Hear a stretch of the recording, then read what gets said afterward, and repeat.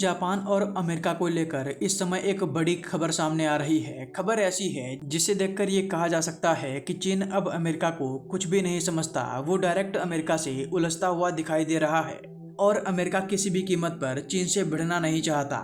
ये जो खबर मैं आपको बताने जा रहा हूँ, ये जापान और ताइवान जैसे देशों के लिए खतरे की घंटी है।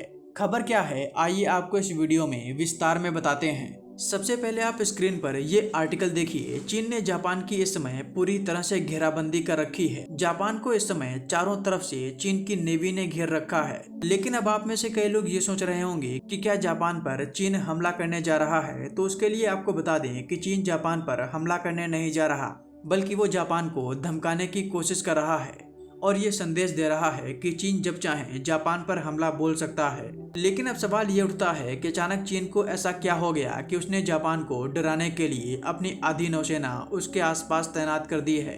देखिए, इसका जवाब है जापान की पीएम के द्वारा दिया गया एक बयान।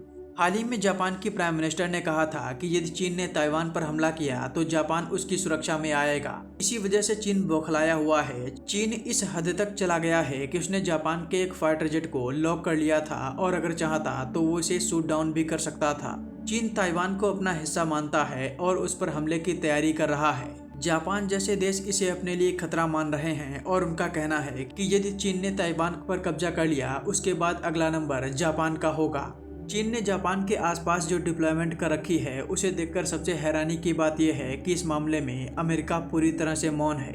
अमेरिका ने जापान की सुरक्षा की गारंटी ले रखी है। अमेरिका ने कसम खा रखी है कि अगर कोई देश जापान पर हमला करेगा तो अमेरिका जापान को बचाने आएगा। लेकिन चीन जिस तरह से जापान पर दादागिरी दिखा रहा है, उसे देखकर ऐसा नहीं लगता कि उसे अमेरिका का जरा सा भी डर है।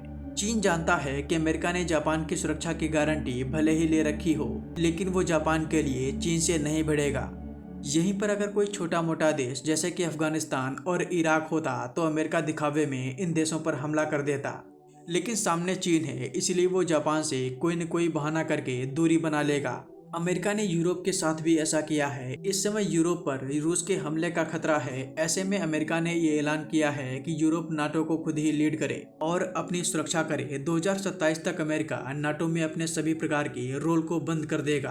अब आप खुद ही समझ सकते हैं कि अमेरिका की विदेश नीति किस तरह की है। जापान एक ऐसा देश जिसके पास न तो मजबूत सेना है और न ही कोई बड़ा हथियार, फिर वो अमेरिका के बिना चीन का सामना कैसे करेगा। चीन आसानी से ताइवान पर कब्जा कर लेगा और दुनिया देखती रहेगी।